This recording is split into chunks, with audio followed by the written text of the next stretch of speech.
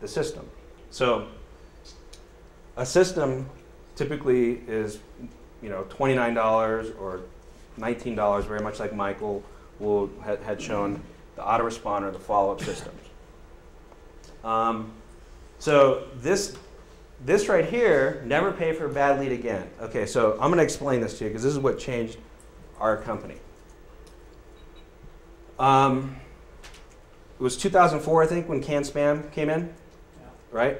So at 2003, 2004, we had 150,000 leads that we needed to deliver. And it was all being driven by email in 2003 with our company. So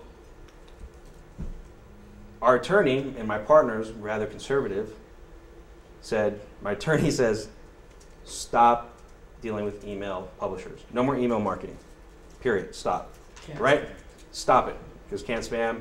That January, we basically, we're out of business. We have 150,000 leads we have to deliver in all these various, this is just one of many sites. We have all these leads to deliver, and we didn't know what to do. So what I did is we went to the co-reg networks. But co-reg networks, by and large, we had some bad experiences with co-reg, particularly like Lycos, where we spent a minimum test buy was like $35,000 on a financial site, and it basically gave us half bad numbers on that buy, and we needed good phone numbers. So it almost killed us in our past experience with co-reg. And I was not looking forward to going forward with co-reg. So what we did was we colored a bad situation good, made lemonade. At least we thought we were going to, and it did. I was telling Mike about an example with the airlines, US Air. Does anybody hear about like what they said about charging more for well, they're charging more. Just like a month and a half ago, US Air is charging more for the aisles and the window seats, right? And instead of coming out with, great news, we're gonna charge you less for the middle seat, right? Which could have been easily spun. The PR could have been way better. We're gonna charge you more for the aisles. And so what we did, instead of saying we're having problems with our lead flow and all that kind of good stuff, we said, what if you never had to pay for a bad lead again? So we had to backwards engineer what that meant. So I went with big contracts to co-registration networks, and I said, I need an insertion order. An insertion order is, what your advertising contract, that says, I'm not going to pay for garbage, and I'm going to tell you what garbage is. I'm going to dictate what the garbage is. And no advertiser had ever come to the big networks and said that this is what we want. This is what either you do this or we can't buy the media from you. So what garbage was based off of this criteria. And in the CRM, when it got delivered to the end distributor, and this might be really relevant if you're dealing with a sales floor, because it's all about, in network marketing, automation is great, but I think it's the relationships that you need to get, human contact. And especially if you're doing upsells and backsells, it's about building the relationship and getting somebody on the phone that is going to bring that up to the next level, the upsell, back-end sell. So what we said is we're going to deliver that lead, and you got to think about your advertisements inside affiliate networks that are blind. Most networks are blind. You guys know what I mean by a blind network? No? Okay, a blind network is you don't know where which site generated your lead. So you have banners out there, and somebody's clicking on that banner, going through, filling out to your lead capture page, but you don't know who sent it to you. They're just giving you some, it's coming through a network, and you have this network ID with this code, right? This ID code that basically says where. So they know where it came from, but they're not letting you know where the lead was generated from, right? That's a blind network. And most networks are not transparent. There are some transparent networks. And if you Google transparent ad network, you'll find some. But most networks are blind, and they're a problem. You know about this, right, Liz? Blind networks? Okay. So what we did is we took a source code, and we tracked it real time to our distributors. That distributor would then call the lead, and they would rate it 1 through 5, 5 being the best. And if it's the best, you closed them, you did business with them. A 4 was that they wanted some kind of follow-up in person, email, or some kind of follow-up.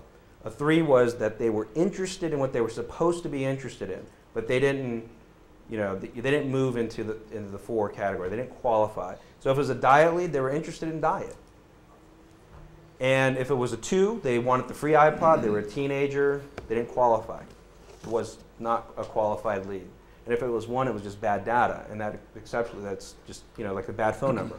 It flat out just gets replaced. So our publisher network, our advertising network, had a login panel that they could see the real-time stats on the. And understand, we built this in like 2 days or like 3 days. We built this this link between our lead delivery and stats that our publisher, where we were going to place the advertisements, they could log in and see stats on a lead rating system. So lead gets delivered right into the CRM, distributor calls it, rates it, they get to see the stats. That's pretty much it. I wish I would have patented it, but it was out already.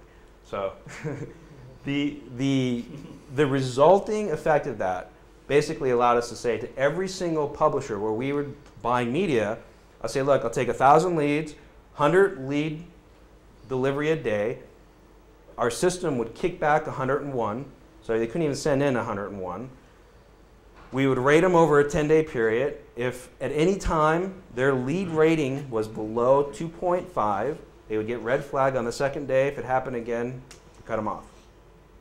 We stopped their lead flow, and we said, look, you want to continue to deliver leads to our customer base, we will find out what happened, and then we'll progress from there. But the rating, Michael talked about a rating system of lead companies. The difference in our rating system and what he's doing is he's rating the lead companies. He doesn't actually know where the leads are coming from. I had a closed loop rating system where I actually knew where the media was bought, where the leads were being generated and bought. So the difference is, yeah, some lead companies have good customer service, they have good return policies. That will get you, that goes a long way in the customer experience with leads. Lead companies are always guilty before innocent. That's just the perception, right? It's always the lead company, right? I've seen people call from the white pages and close business. I've seen people take a $150 lead and barf all over it, say the wrong things, and take a bad lead or take a good lead and just, it goes to waste, right?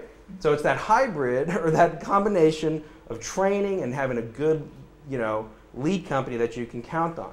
So what we would train, and there was a lot of training involved, is that you need to be consistent with your leads. In the network marketing industry, it's extreme, it is in the whole entire lead industry, but particularly in the BizOp realm, where it blows my mind when I look back at this, because I used to talk to Armin before he did the big seminar, and I would spend hours at night on the phone just talking about crazy ideas.